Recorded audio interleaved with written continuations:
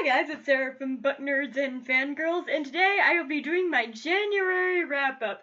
Usually I would attach a TBR to my wrap-ups, but I figured out that I really never stick to my TBRs. I just read whatever I feel in the mood for reading, and I've noticed that since I didn't have a TBR in the month of January to actually follow, I actually read a lot more books. I have 3 books on this list today. It would have been 4, but I just barely got done with the 4th book that I was gonna finish today. So it doesn't really count for the month of January. I know some people do count it for the month of January since they read it and finished it in February, but I think it would be better just to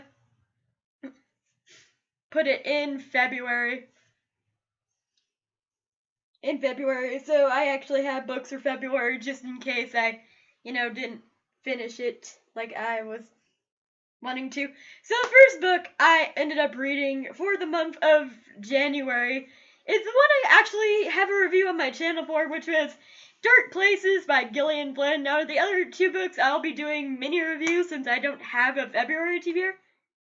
But since I do have an in-depth review about what I felt about Dark Places by Gillian Flynn, I'm gonna link it down below so you could watch it. I gave it, I think, a 6 or 7 out of 10 stars. Usually with my suspense / thrillers, I want it to be really suspenseful, really thrilling. I don't want it, usually what I've noticed in a pattern of suspense and thrillers that I've been reading personally lately is that they won't have anything to do with suspense or thriller. They'll just stick to their main storyline at first until 100 to 200 pages in, which was what my 3rd book did for this month, and I'll talk more about that when I come to it. But Dark Places, I was okay with it. I wasn't 100% into it. They promised something in the synopsis that wasn't really followed through, and I don't really like that. I'm really hoping that Gone Girl by Gillian Flynn is more up my alley, but this one I was sadly disappointed in. So coming in at number 2 for the book I read in January was Holding Up the Universe by, I believe her name is Jennifer Niven? Yeah, Jennifer Niven, I think her name is. I gave this book about a 7.5 out of 10 stars. 10 stars, mostly because I was okay with Libby's voice, but she didn't really warm up to me until at least around the 100 to 150 page mark. I don't know what it was. I just didn't really connect to her story as much as I connected to Jack's side of the story, which is weird because I don't really have the connection that Jack has, but I found him to be more of a fascinating character to read about, because I personally have never heard about face blindness until I read this book. I've asked my coworkers if they heard about it, and they didn't hear about it either, so it was a new and interesting thing to learn about, and read about, and Libby, I like how she stood up for herself. I liked how she was. She has an awesome personality, and I just loved her. I was okay with her at first. I wasn't really on board with Libby until, the 100 page, but I loved her sarcasm. I loved her movie and book references, especially the references to Supernatural, which, I'm always a CW fan. If anyone's been on my channel, I review a lot of CW shows now a days because the CW is my favorite network around because they give such good quality shows for such low production cost, and it's awesome. But yeah, I ended up really enjoying this book. I loved the ending. While it was predictable in the way of endings, I liked it, and I can't say enough good things about this one. I liked how they dealt with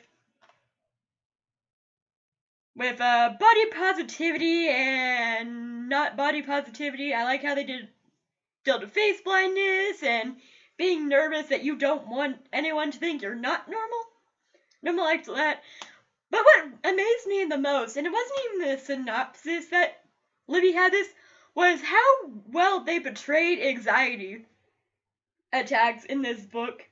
Because I have anxiety attacks, and usually books about anxiety are a lot more than just a textbook case.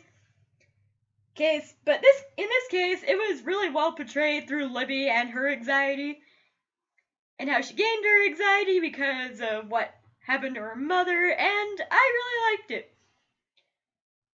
If you're looking for a book that, it's like, I think this is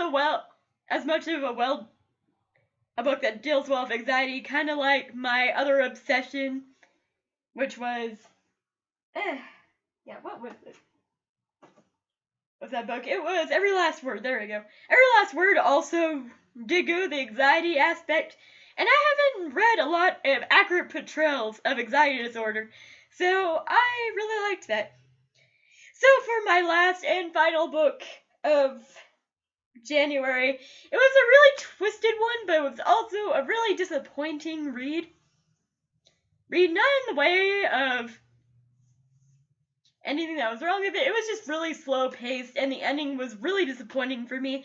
And this book is My Sister Rosa by Justine. I know I'm gonna butcher her last name, so please forgive me. Justine LaBluster, I think the name is. Sorry, I totally butchered it. I know I totally butchered it. So, My Sister Rosa follows the story of Shay and his sister Rosa. Rosa is apparently a psychopath, and the first and second chapters I saw how much she was a psychopath, and yeah, I knew this little girl was crazy, and she said some pretty disturbing stuff, but nothing really interesting happened for me until page 200, which, if I'm staying this long in a book, it better have a good conflict resolution and some really crazy shit happening at the end.